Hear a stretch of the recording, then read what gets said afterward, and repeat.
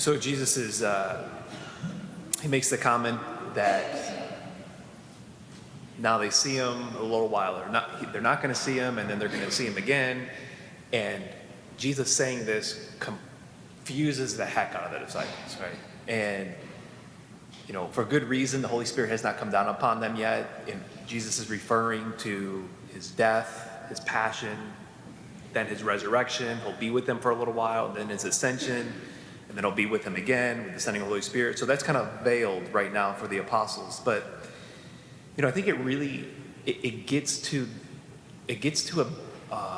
our experience of the spiritual life. It gets to an important part of the spiritual life. And that is our experience of just the ebbs and flows of a daily life, or in the course of a week or a month, of times that we feel close to God, or times that we feel, desolate, consolation, desolation. Just things come up. And there's all of a sudden, it's like, man, I don't have peace right now. It could be little things with a decision that I just made, and then all of a sudden, I wake up in the morning or in the middle of the night, and it's like, I don't have peace. Sadness. These are all things that, Ignatius talks about, that accompanies, with discernment of spirits. And just the ebbs and flows of a day. Lack of peace, lack of joy, lack of love. Because we desire, right? We desire hope, truth, hope, joy.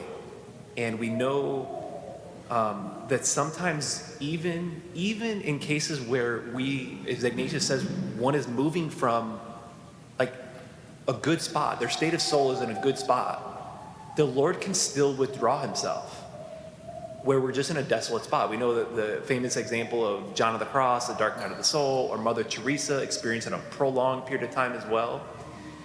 So I just want to offer one of the rules of Ignatius. If we find ourselves in a time of desolation, one of the rules that Ignatius gives, rule number 8, says this. He says, let him who is in desolation labor in patience. Right? So to work hard with being patient. When I'm in this spot where I don't feel God's presence, I have my sense of love is very low, or maybe it's non-existent. My sense of hope, joy. Okay, so him who is in desolation, labor in patience. Then he says, which is contrary to the vexations which come to him during this time. So one who's in desolation, the movement to labor in being patient is contrary to all these notions, or the vexations, he says, that are common to one who's in this spot. Like, I don't want to be patient. I don't want to sit with the Lord. I don't want to meditate more. I don't want to, I want to divert myself. I want to cover myself with other things because I want to, the feeling of lack of love, the lack of hope, lack of joy, that doesn't feel good. So he says, labor in patience. And he speaks of those things. He refers back to rule number 6, which includes the increased prayer, increased meditation in the Lord. And so, as I was praying this morning, I was thinking of a time where just, like a day-to-day, just a lack of peace. I might have shared this with you before, but it was when I was my first time out of the country, a mission trip in Brazil, and I had other college students under my care. And I remember getting to Brazil, we just land there, we get in this middle spot of the rainforest, we stayed at this convent, and it was like 11 o'clock at night, and I walk into this convent, and it's dark, and I see in the back is just the red sanctuary land. And I just was overcome with this sense of God's presence. And as John Paul II, his last encyclical, he wrote his last encyclical on the Eucharist, and he talked about what a gift it is as Catholics, the gift just in general that the Lord, for everybody, not just Catholics, but we believe it as Catholics and we know it to be true, the Lord's presence in the Eucharist. That he's talking about I'm with you. I'm going to be a time I'm not with you. This real presence that he gives us. So as I look through the darkness in the convent and I see the sanctuary lamp, and I'm like, oh yeah, Jesus is here. I'm in Brazil. I'm in the middle of the rainforest, and I just was overcome with, I'm okay.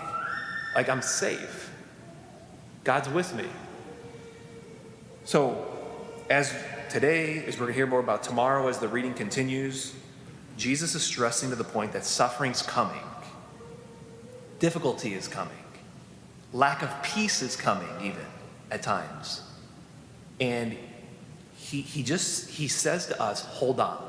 Ignatius says in Rule 8, when it's there and it's coming, hold on.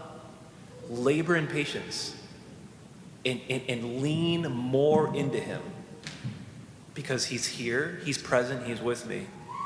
And that for us means to lean into the scriptures and lean into his true presence in the Eucharist. And we can see the light even in the midst of a thick darkness, as was my experience in Brazil.